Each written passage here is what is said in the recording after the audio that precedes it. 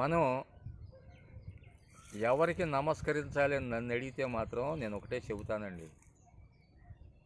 పిల్లల కోడికి నమస్కరించాలండి. కోడి అండి గుడ్లు పెట్టిన తర్వాత 21 రోజులు నియమనిష్టలతో పొదిగి ఆ గుడ్లను చక్కగా రెక్కల కిందకి లాక్కుంటూ ఆ గుడ్లు తిప్పుకుంటూ పిల్లల్ని చేయగానే పిల్లల్ని వేసుకుని ఫీల్డ్కి బయలుదేరుతుందండి. తీసుకెళ్ళిపోతుంది. వాటికి ఆహారం ఎలా తినాలో నేర్పిస్తుందండి.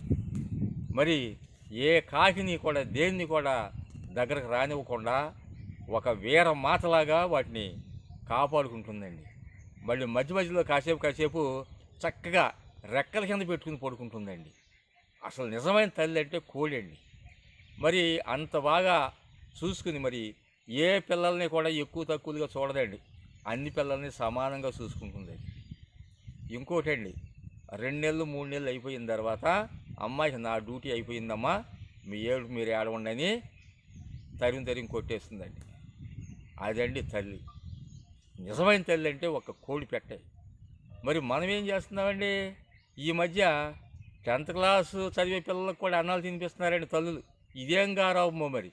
మా చిన్నప్పుడు అండి, మాకు ఊహ తెలిసినప్పటి నుంచి అంటే 3వ ఏట నుంచి కూడా మేమే తినేవాళ్ళం అన్నం పెట్టుకుని.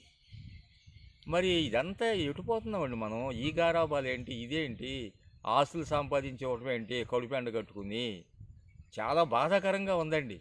మరి ఏదైనా కాలు చేయి పడిపోతే చూస్తారని చెప్పి అనుకుంటున్నారేమో. కాలు చేయి ఎవరికి పడినా కానీ ఎప్పుడు పోతారని ఎదురు చూస్తారండి. ఎవరైనా చేయలేరండి ఆ సేవలు.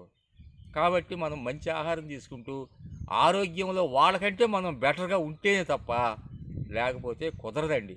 ఇది ప్రతి ఒక్కళ్ళు కూడా కొంచెం ఆలోచిస్తారని నేను మనవి చేస్తున్నానండి.